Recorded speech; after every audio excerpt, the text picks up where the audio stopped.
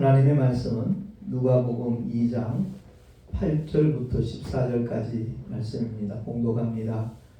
그 지경에 목자들이 밖에서 밤에 자기 양떼를 지키더니 주의 사자가 곁에 서고 주의 영광이 저희를 두루 비추매 크게 무서워하는지라.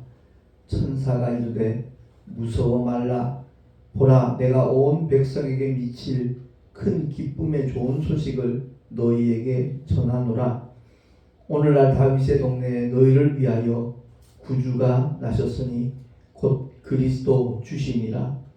너희가 가서 강보에 쌓여 구유에 누인 아기를 보리니 이것이 너희에게 표적이니라 하더니 호련히 허다한 천군이 그 천사와 함께 있어 하나님을 찬송하여 가로되 지극히 높은 곳에서는 하나님께 영광이요 땅에서는 기뻐하심을 입은 사람들 중에 평화로다 하니라. 아멘. 기도하겠습니다.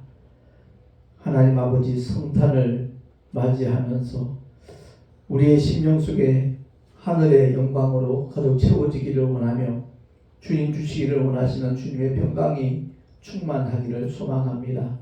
오늘 주의 말씀을 들을 때 성령 하나님 깨닫게 해주셔서 참으로 주님이 기뻐하시는 삶의 자리에 나갈 수 있는 우리 모두가 될 수 있도록 은혜를 더하여 주시옵소서. 우리 구주 예수 그리스도의 이름으로 감사하며 기도하옵나이다. 아멘.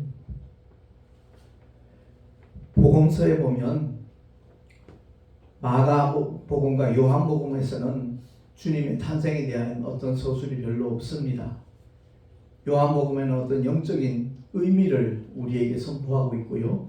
근데 마태복음과 누가복음에서 주의 성탄에 대한 말씀을 비교적 구체적으로 이렇게 언급을 하고 있는데, 누가복음 2장 1절에서 7절에 보면 이렇게 말씀합니다. 이때 가이사 아구스도가 영을 내려 천하로 다 호적하라 하였으니, 이 호적은 구레뇨가 수리아 총독되었을 때 첫 번 한 것이라. 모든 사람이 호적하러 각각 고향으로 돌아가매 요셉도 다윗의 집 족속이므로 갈릴리 나사렛 동네에서 유대를 향하여 베들레헴이라 하는 다윗의 동네로 그 정혼한 마리아와 함께 호적하러 올라가니 마리아가 이미 잉태되었더라. 거기 있을 그때 해산할 날이 차서 맏아들을 낳아 강모로 싸서 구유에 누웠으니 이는 상관에 있을 곳이 없음이로라. 아멘. 모든 역사를 하나님이 주관하신다는 것을 이 본문은 우리에게 일러주고 있는 겁니다. 왜냐하면 하나님의 독생자가 베들레헴에 탄생할 것을 이미 선지자를 통하여 하나님이 알려주셨습니다. 그래서 그 당시 수리아 총독이 구레뇨였는데 그가 영을 내렸다는 거죠. 천하로 다 호적하라 하였기 때문에 모든 사람이 호적하러 각각 고향으로 돌아가는데, 요셉 역시도, 목수 요셉도 다윗의 집 족속이기 때문에 갈릴리 나사렛 동네에서 유대를 향하여 베들레헴이라는 동네로 갔다는 거죠. 바로 그곳에서 하나님의 독생자가 탄생하도록 하나님이 이끄신 것을 보게 됩니다. 하나님의 예언은 100% 성취가 되는 것이거든요. 그래서 하나님의 약속 가운데 아직 이루어지지 않은 것은 주님의 재림밖에 없는 겁니다.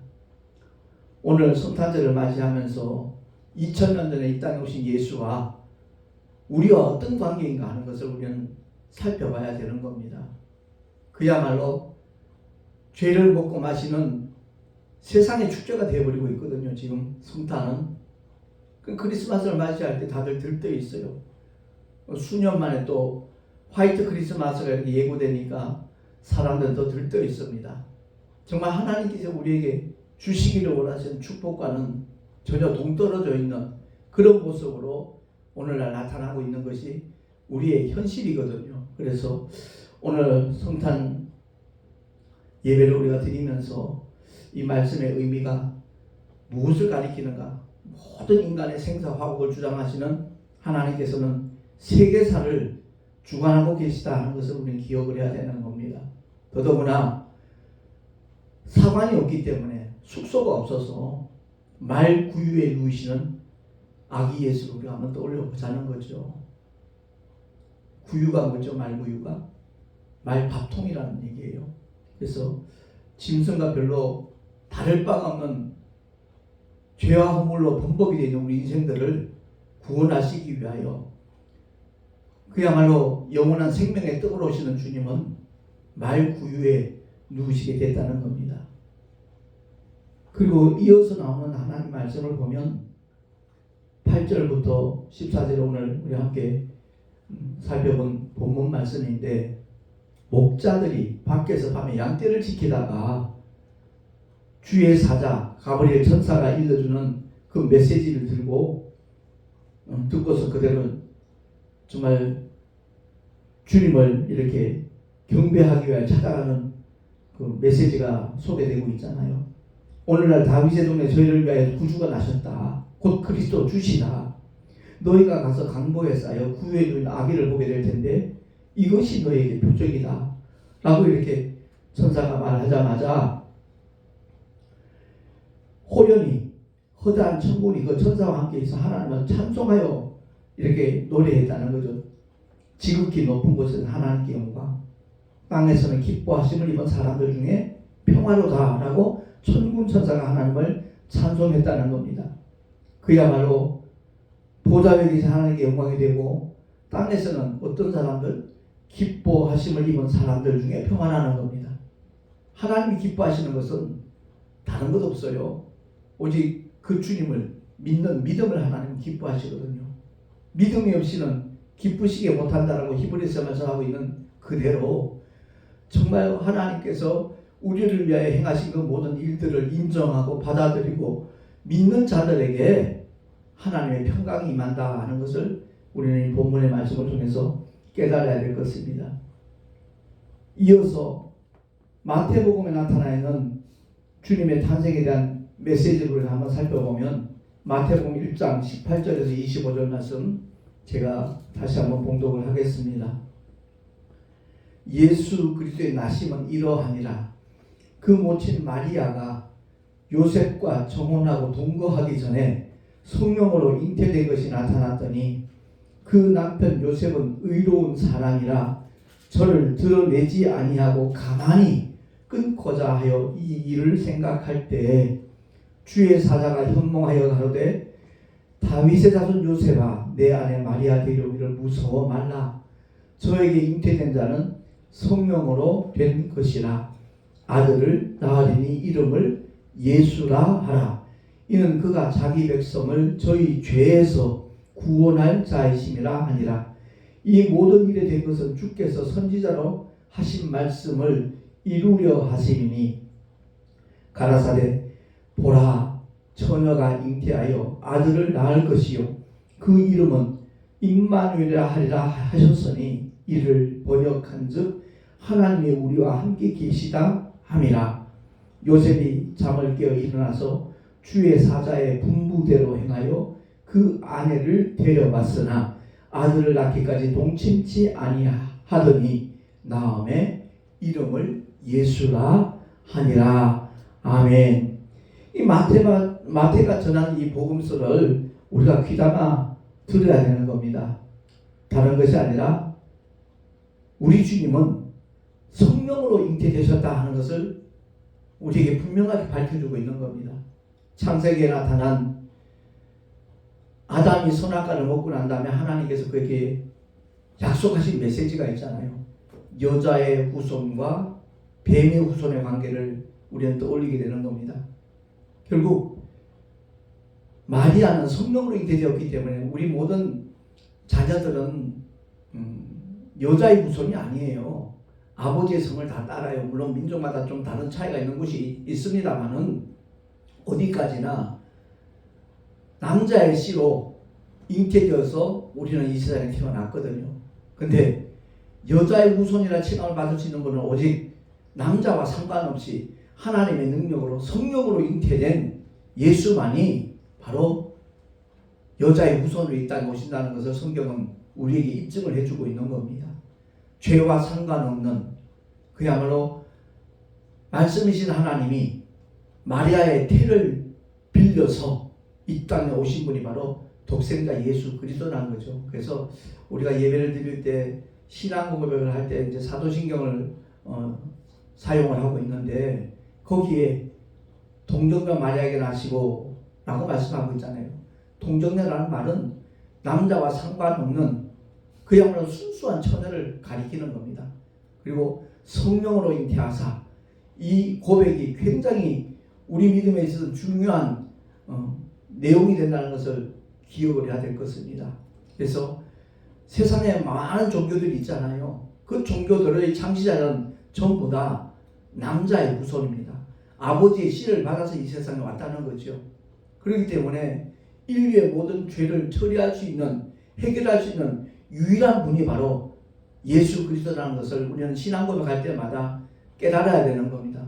고백을 해야 되는 것이고요. 그래서 분명히 선지자를 통해서 선언한 그대로 아들을 낳으리니 이름을 예수라 하라고 일러줬습니다. 그리고 그 예수의 이름의 뜻에 대해서도 설명을 하고 있잖아요. 이는 그가 자기 백성을 저희 죄에서 구원할 자이십니다. 사람들 이름은 전부 다 그 의미가 있잖아요. 뜻이 있잖아요. 저도 옛날 이름은 김기용이에요. 토기자 용용자 용의 터라는 이름을 가지고 살았어요. 그러다가 이름을 개명을 했거든요. 발을 점자 도루자. 오직 하나님의 말씀과 기도로 영혼들을 도와야 되겠다라는 그런 의미로 개명을 한 것인데 예수 그 이름은 바로 자기 백성을 저희 죄에서 구원할 자라는 그런 의미를 가지고 있다는 거죠. 그리고 이사야 선지자를 통해서 예언했던 보라 처녀가 잉태하여 아들을 낳을 것이요 그 이름은 임마누엘이라 하리라 하셨으니 이를 번역한즉 하나님이 우리와 함께 계시다라는 그런 의미라는 거죠. 그러니까 임마누엘은 이름이 아니에요. 그 의미가 무엇인가? 하나님이 우리와 함께 계시다라는 그런 뜻이라는 거죠. 그러니까 구약의 하나님의 활동은 여호와라는 이름으로 특별한 천사를 통해서 하나님의 역사를 하셨는데 여호와라는 이름은 두렵고 떨리면 심령으로 섬기는 하나님의 표호였거든요. 그래서 토라를 읽다가도 여호와가 나오면 율법사들이 가서 손을 씻고 다시 와서 그 토라를 읽을 만큼 두려워 떨며 섬기는 하나님의 표호였는데 예수 그 이름은 우리와 함께 하시는 그러니까 죄인들과 함께 하시는 죄인을 찾아오신 하나님의 이름이라는 거죠. 물론 그 이름이 인류의 모든 죄를 처리하시기 때문에 예수 믿고 구원받은 하나님의 사람들을 하나님의 자녀라는 권세도 주시고 신분도 허락하신다 하는 것을 요한복음 1장은 우리에게 말씀하고 있는 겁니다. 그래서 참빛 되신 주님이 이 땅에 오셔서 여기서 말씀한 참빛은 영적인 것을 말하는 거예요. 이 세상은 어둠에 쌓여 있습니다. 낮에 태양이 뜨면 환한데요. 이렇게 반문할지 모르지만 아니요, 영적으로 완전히 어둠입니다. 하나님의 영광과 상관없는 그런 어둠이 되고 만 것은 하나님의 율법을 범했기 때문에 하나님의 말씀을 저버렸기 때문에 배반했기 때문에 결국 어둠 속에 갇혔다는 것을 성경은 우리에게 말씀을 하고 있는 겁니다. 그래서 사도 바울도 에베소서 2장 1절을 통하여 이렇게 선언하잖아요. 허물과 죄로 죽었던 너희를 살리셨다. 우리 죽은 적 없잖아요. 영적으로 죽었다는 얘기입니다. 영적으로 완전히 어둠 속에 갇혀 있다 하는 것을 성경은 우리에게 깨닫게 하고 있는 겁니다. 그래서 크리스마스가 다가오면 사람들 다들 들떠 있어요. 어떤 축제의 분위기로 만들어져 가고 있죠. 캐럴송이 울려 퍼지고 그러면 사람들이 굉장히 즐거워하고 어떤 정말 파티 같은 것부터 떠올리고 어떤 선물을 받게 될까, 어떤 선물을 줄까 이런 데 대해서 고심들을 하더라고요. 그것이 아니라 정말 하나님께서 우리에게 주시기를 원하시는 최대의 선물이 있거든요. 그게 바로 우리를 위하여 십자가에서 대신 피 흘려 죽으시고 사흘 만에 부활하실 하나님의 독생자 그야말로 구주로 이 땅에 주님이 오신 날이 바로 성탄절이거든요. 그러니까 우리 모두가 다 성탄절을 맞이할 때마다 하나님의 말씀에 정말 귀를 기울이고 눈여겨보면서 주목하여서 하나님께서 우리에게 주시기를 원하시는 가장 큰 복, 가장 위대한 복을 한 사람도 놓치지 말고 받아 누릴 수 있는 복된 사람들이 될 수 있기를 예수 이름으로 축원합니다. 마태복음 2장 1절에서 12절 말씀 우리 한번 합독을 하도록 하겠습니다. 시작. 헤로드 왕 때 예수께서 유대 베들레헴에서 나심에 동방으로부터 박사들이 예루살렘에 이르러 말하되 유대인의 왕으로 나시니가 어디 계시뇨? 우리가 동방에서 그의 별을 보고 그에게 경배하러 왔노라 하니 헤롯 왕과 온 예루살렘이 듣고 소동한지라. 왕이 모든 대제사장과 백성의 서기관들을 모아 그리스도가 어디서 나겠느냐 물으니 가로되 유대 베들레헴이오니 이는 선지자로 이렇게 기록된 바 또 유대 땅 베들레헴아 너는 유대 고을 중에 가장 작지 아니하도다. 내게서 한 다스리는 자가 나와서 내 백성 이스라엘의 목자가 되리라 하였음이니이다. 이에 헤롯이 가만히 박사들을 불러 별이 나타난 때를 자세히 묻고 베들레헴으로 보내며 이르되 가서 아기에 대하여 자세히 알아보고 찾거든 내게 고하여 나도 가서 그에게 경배하게 하라.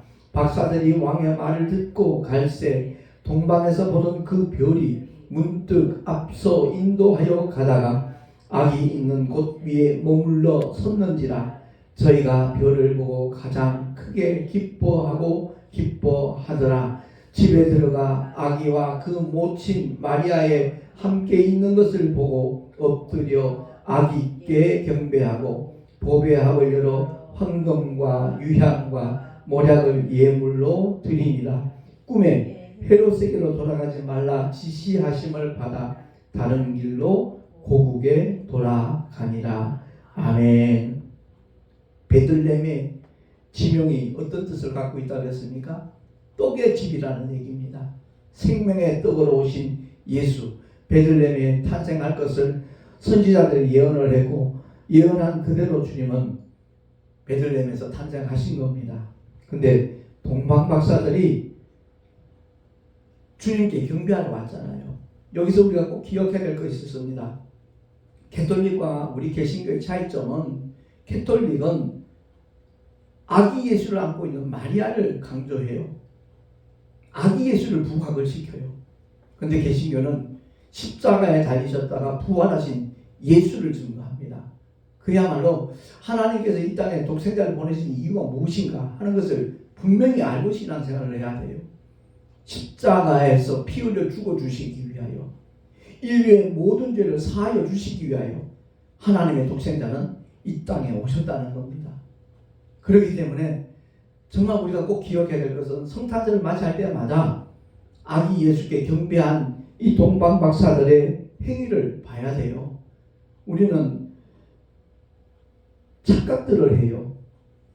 근데 마태는 분명하게 성경 구절을 통해서 우리에게 깨닫게 하는 것은 집에 들어가 11절에요. 아기와 그 모친 마리아와 함께 있는 것을 보고 엎드려 절하는데 누구께?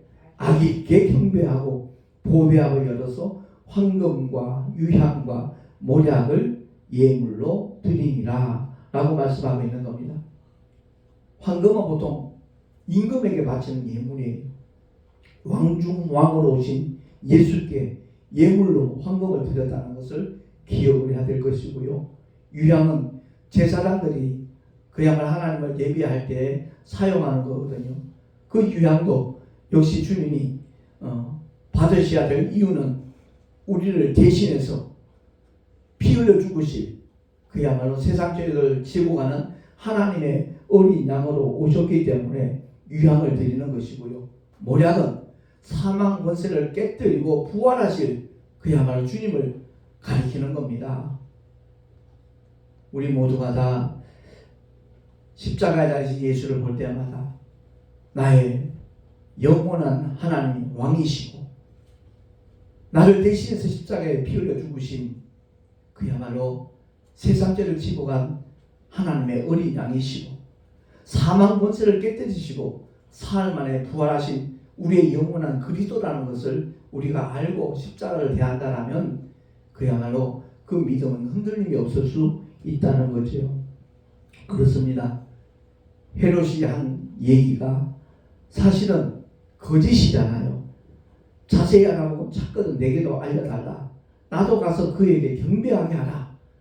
그럴듯하게 그들에게 부탁을 했지만 그의 의주가 뭡니까? 자기가 왕인데 유대인의 왕으로 누가 태어나다니 가만둘 수 없다는 거죠. 그래서 박사들이 다른 길로 고구로 돌아갔다는 것을 알고 난 다음에 그 당시에 명을 내려가지고 2살 안에 사내 아이를 다 죽여버리는 그와 같은 끔찍한 일을 자행했다는 것을 성경은 증거하고 있는 겁니다. 우리 모두가 다 신앙생활 할 때 하나님의 뜻과 다른 어떤 의도를 가지고 만약 한다면 그 사람은 시작부터가 실패라는 것을 기억을 해야 될 것입니다. 정말로 주님이 내가 죽을 자리, 내가 받아야 될 형벌 대신 받아주셨다는 것을 기억을 하고 그 은혜에 끊임없이 감사하며 기뻐하며 주의 말씀에 순종하며 하나님의 이름을 찬송하며 살아갈 수 있는 우리 모두가 될 수 있기를 예수 이름으로 축원합니다. 누가복음 2장 다시 돌아가겠습니다. 오늘 성경에 이제 바로 주님의 성탄과 관계된 말씀을 지금 계속 살펴보고 있는데요. 누가복음 2장 8절부터 14절까지 다시 한번 보겠습니다. 시작. 그 지경에 목자들이 밖에서 밤에 자기 양떼를 지키더니 주의 사자가 곁에 서고 주의 영광이 저희를 두루 비추매 크게 무서워하는지라. 천사가 이르되 무서워 말라. 보라, 내가 온 백성에게 미칠 큰 기쁨의 좋은 소식을 너희에게 전하노라. 오늘날 다윗의 동네에 너희를 위하여 구주가 나셨으니 곧 그리스도 주시니라. 너희가 가서 강보에 쌓여 구유에 넣은 아기를 보리니 이것이 너에게 표적이니라 하더니 호련히 허다한 천군이 그 천사와 함께 있어 하나님을 찬송하여 가로되 지극히 높은 곳에서는 하나님께 영광이요 땅에서는 기뻐하심을 입은 사람들 중에 평화로다 하니라. 아멘. 이 땅의 진정한 평화가 구축되리라고 사람들은 착각을 하고 있습니다. 그리스도 예수 안에 들어오기 전에는 진정한 평화가 있을 수 없다는 것을 우리는 늘 기억을 해야 될 것입니다. 그렇습니다. 하나님은 우리에게 평강 주시기 위하여 육신을 입고 이 땅에 오셨습니다. 주님은 만나는 모든 사람들에게 평안할지어다 샬롬 샬롬 그렇게 인사를 하셨지요. 선포를 하신 것이죠.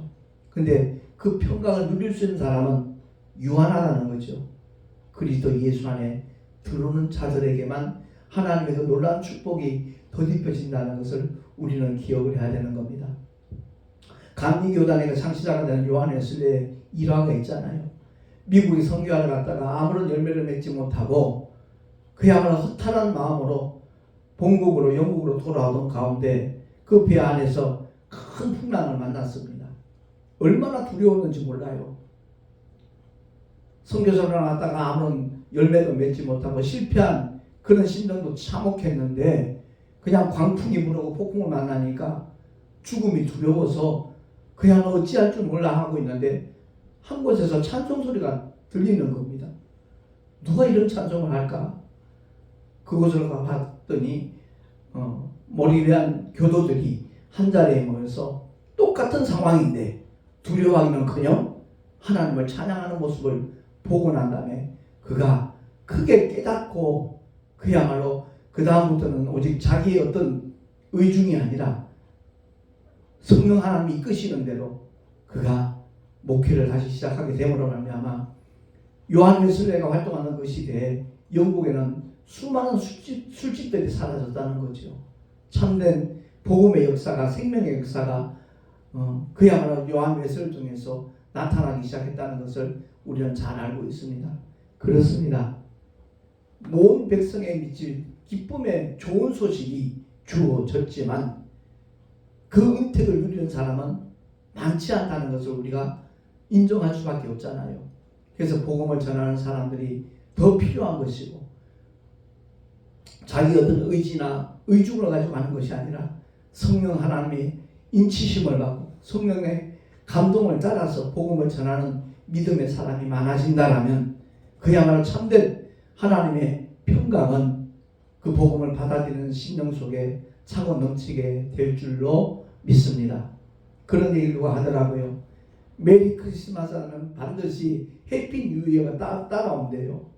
다시 말해서 복된 한 해를 맞이하기 위해서는, 복된 새해가 되기 위해서는 메리 크리스마스가 되어야 된다는 거죠. 다시 말해서 하나님의 의도와 똑같은 그런 차원의 믿음을 가지고 주님을 나의 구주로 모셔드리는 자에게 주님이 주시는 즐거운 성탄이 될 수 있다는 겁니다.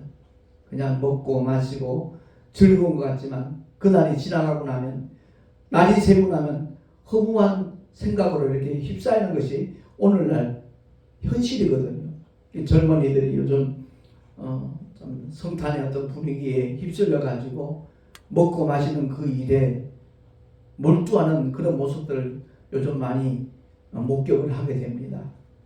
근데 그들 중에도 복음을 받아들일 수 있는 그런 귀한 예비된 신령들이 있다는 것을 요 한 이틀 동안 많이 경험을 하고 있거든요. 사실 목사님 저도 옛날에 교회 다녔었어요. 이렇게 고백하는 사람들이 없잖아. 제법 많이 있습니다. 그래서 아무튼 전단지를 나눠주면서 꼭 유튜브를 통해서 메시지를 한번 귀담아 들어보라고. 많은 사람들이 당신 누굽니까? 그러면 이름을 댄다. 근데 그 이름 말고 진짜 내가 누구인가 우리는 알아야 된다. 성경이 분명하게 우리의 인간의 정체성에 대해서 말씀하고 있기 때문에 그 오늘의 교회 그 유튜브 채널에서 내가 진짜 나는 누구인가에 대한 특강을 한 것이 있으니까 길지도 않다. 20분밖에 안 되니까 찾아보라고. 그랬더니 꼭 찾아보겠습니다. 대답해주는 그런 젊은이에 제법 많이 있거든요. 요즘이요. 그래서 아무튼 성탄이 수십 번 맞이해도 그 의미를 모른다면 하나님의 기쁨과 하나님의 축복과는 무관한 자가 될 수밖에 없다는 것을 꼭 기억을 하고, 우리 모두가 다 참 그리스도 주께서 이 땅에 오신 목적이 무엇인가 다시 한번 깊이 생각하는 가운데 그리스도 안에서 새로운 피조물로서 하나님의 자녀된 권세를 가지고 날마다 승리하며 살아가는 우리 모두가 될 수 있기를 예수 이름으로 축원합니다. 기도하겠습니다. 하나님 아버지 감사합니다. 그야말로 흑암 속에 쌓여있는 이 인생들을 향하여서 주님은 참 빛으로 오셨습니다. 주님을 영접하는 순간 모든 어둠은 거치고 사라진다는 것을 우리 모두가 깨닫게 해주시고 그 은택을 삶의 현장에서 온전히 누릴 수 있는 하나님의 사람으로 살아가게 하여 주시옵소서. 우리 구주 예수 그리스도 이름으로 감사하며 기도하옵나이다. 아멘. 교회 소식 전합니다. 이제 내일 모레 26일 날 한국교회 총연합회 송년회가 저 63빌딩에서 있습니다. 위에서 기도해 주시기 바랍니다. 모든 교단의 총회장들과 함께 총무님들 다 함께 동참해서 한 해를 돌아보는 가운데 새로운 한 해 또 새롭게 선출된 대표회장 취임식과 함께 그 시간이 이루어지는데 함께 축복기도 해주시면 대단히 감사하겠습니다. 이제 며칠 남지 않았습니다. 딱 일주일 남았네요. 새해를 맞이하기 전에 한 해를 잘 마무리할 수 있도록 뭔가 좀 잘못됐다는 것은 정말 하나님 앞에 다시 한번 깨닫고 회개하고 정리를 하고 새로운 마음으로 새해를 맞이할 수 있으면 참 좋겠습니다. 드린 예물 위에 잠시 기도하고 축도로 마치겠습니다. 하나님 아버지 감사합니다. 11조와 여러 가지 예물, 특별히 성탄 감사의 예물을 주님 앞에 드렸습니다. 주님 흠양하여 주시고 한 영혼이라도 살려내는 일에 쓰임받을 수 있는 귀한 물질로 사용되게 하여 주시옵소서. 드린 손길들마다 복된 삶으로 이끌어 주시옵시고 주님이 함께 하시는 믿음의 증거가 기사와 이적으로 축복으로 나타나게 하여 주시옵소서. 아멘. 우리 구주 예수 그리스도의 이름으로 감사하며 축복하며 기도하옵나이다. 아멘. 이제는 우리 주 예수 그리스도의 크신 은혜와 하나님 아버지의 영원하신 사랑하심과 보혜사 성령 하나님의 내주교통 인도하심과 축복하심이 성탄을 맞아 참으로 주님을 나의 구주로 나의 왕으로 영원히 모시고 섬기며 살아가리라 결단한 하나님의 사람들 머리 위에 지금으로부터 영원토록 함께 있을지어다. 아멘.